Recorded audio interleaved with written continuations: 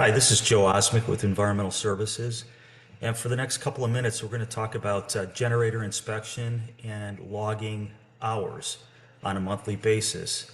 There is going to be a quiz when this training is finished, and there'll also be a roster passed around. So if you could, please sign the roster, complete the quiz, turn it into your supervisor, and I'll keep those. It's important to have that information because this training, although can be cumbersome, doing it every year is a regulatory requirement by Air Quality Management District. So that being said, if you have any questions, you have my contact information down below. You can also phone me. I'm happy to answer any questions that you may have after you go through this information. So in our agenda and what we're going to talk about briefly, we're going to go through monthly logging requirements and why we do this. We'll talk about a monthly log and review the headings and what we need to fill out to comply with the regulations. We'll go through a couple of examples, what to do and what to be considered of or what to be concerned about when filling out these forms. And then end of year to-dos and what you need to accomplish in getting your information gathered and submitted. So the permit, if you didn't know, our fixed generators, our backup generators do have permits. They're permits to operate, PTOs, okay? And the reason that you should care is because on a rotating basis each year, AQMD supervisors, regulators do come out and they do inspections on these generators. And they look at the logging that's being done. And let's just walk through one of these permits. And I've highlighted a couple sections here. So if you look at number 2, there's a line item here that talks about equipment maintenance. It says this equipment shall be properly maintained and kept in good operating condition at all times. So it's important to make sure that according to the permit to operate, that we're always maintaining the equipment. If there's an issue with the equipment, what you need to do is let your supervisor know so that we can contact the auto shop and they can do the necessary repairs. This is a permit requirement. On the totalizer, item 3, an operation non-resettable totalizing timer shall be installed and maintained to indicate the engine elapsed operating time. So this is like an odometer on your car. It records how many hours the generator operates, and that needs to be fully operational to comply with the permit. Hours of operation, item 4, the engine shall not be operated more than 200 hours in any one year, which includes no more than 50 hours in any one year and no more than 4.2 hours in any 1 month for maintenance and testing purposes. The point of the hours of operation is that we need to record when you're exercising the equipment. You're the operators, you're our boots on the ground, you're keeping an eye on the equipment to make sure that it's running properly. If it's not, you're putting in requests to have the repairs done. And then you also need to identify if it is operating, the hours of operation. We'll talk about that in the monthly form that we use. Also down below in item 7, the operator shall keep a log of engine operations, documenting the total time the engine operated each month. This is important on the form as well, which we'll talk about in the next slide. In the inspection log, there are requirements under the permit, and I've listed him here.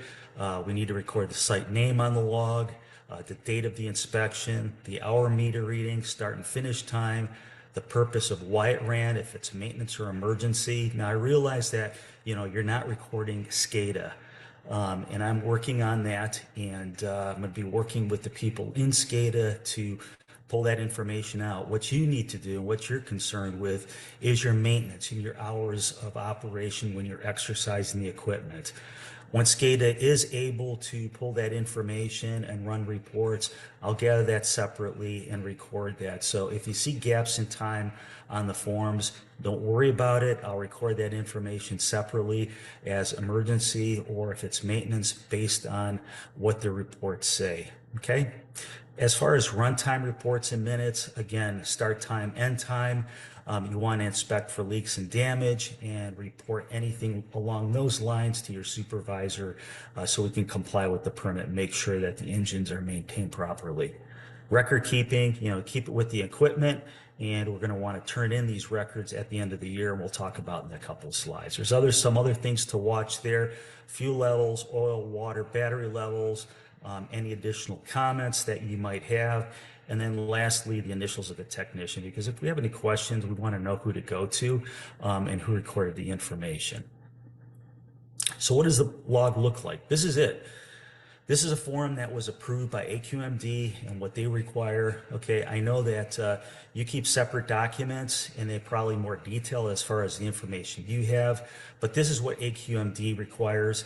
This information is used to report air emissions on an annual basis. So it's important to understand how many hours or how many minutes per month the generator ran, because that information ultimately looks at fuel consumption, and based on the fuel consumption, we can model the air emissions. So this information is becoming more and more important each year as the state and AQMD look more closely at air regulations.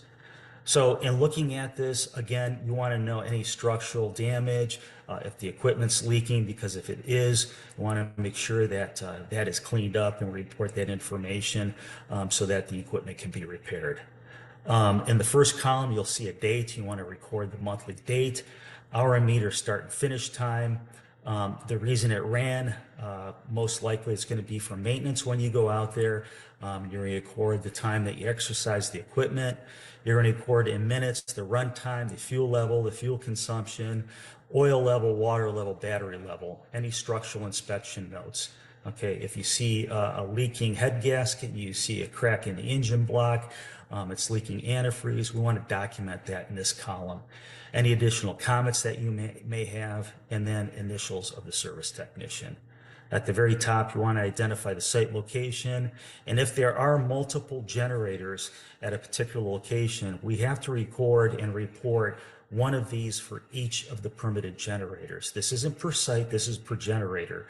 So like at the warps, we have multiple generators. We need one of these at each of the locations. At some of the lift stations, maybe some of the boosters, we have multiple generators. We need to make sure that we're recording this for each and every generator.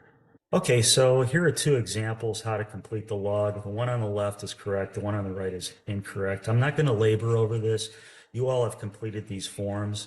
The one on the left, I just wanted to highlight that if you look at the columns that I went over with you in the previous slide, each one is filled out. Okay, so as you go through the columns from left to right, you can see each month going down is recorded. You know, regardless if the equipment operates or not, we have to have an entry for each month, okay?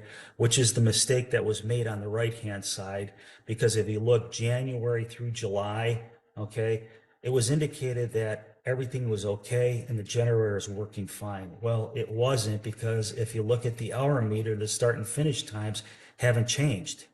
And it just so happens that this last line item on the right of July 31st, okay, that was put in by myself when an inspector came out and basically identified the fact that why is the individual here filling out everything's okay if it's not? It goes back to the PTO. Remember, we talked about maintenance. We have to maintain this equipment and we have to record this monthly, okay? So if something is not working okay, please identify that. Be transparent, because inspectors go out and they look at this information and we have to comply with the regulations. Luckily, in this case, the regulator who came out and looked at the equipment didn't issue a violation. Okay, I reported it to the supervisor who put in a work order, and we're getting this equipment fixed. But don't fudge numbers, don't fudge information. Be truthful and honest, so that we can comply with the regulations. Again, if you have questions, you have my contact information. Also, when something isn't working well, okay, it's not running the way it should, and it's offline, red tag the equipment and indicate it like the person here did on this form, okay? So you can see here that, the equipment was offline for several months and it was red tagged. There's no question that when a regulator comes out, we don't run the risk of getting a violation. Not only a violation, but they can slap us with substantial fines. So just make sure you follow through with this. So end of year to-dos, what do we need to do to comply with the regulations and the permit? Collect your logs from the prior calendar year in December. So that's coming up soon. Make sure that when you go out in December, you fill out the form for the last month. you pull the form and you replace it with the new form, okay? So that when January comes around, you got a new form for a new year. And then turn your logs into your supervisor sometime in December. The originals, as you always have in prior years, submit those to Mercedes. And then what I'm asking is that you copy or email me those forms, because I will need those. As we go out into the field with regulators and inspectors, if they want to see this information, I have to produce it. And I don't want to have to go on a hunt looking for this information. I need to have it readily available to that person. So if you have any question on these 3 to-dos, please talk with your supervisor. If you have any questions, reach out to me, okay? So here's my contact information. I appreciate your time. I know this is cumbersome, but it is a regulatory requirement. We want to comply with the law so we don't get violations and fines. Thank you for your time, and I appreciate it.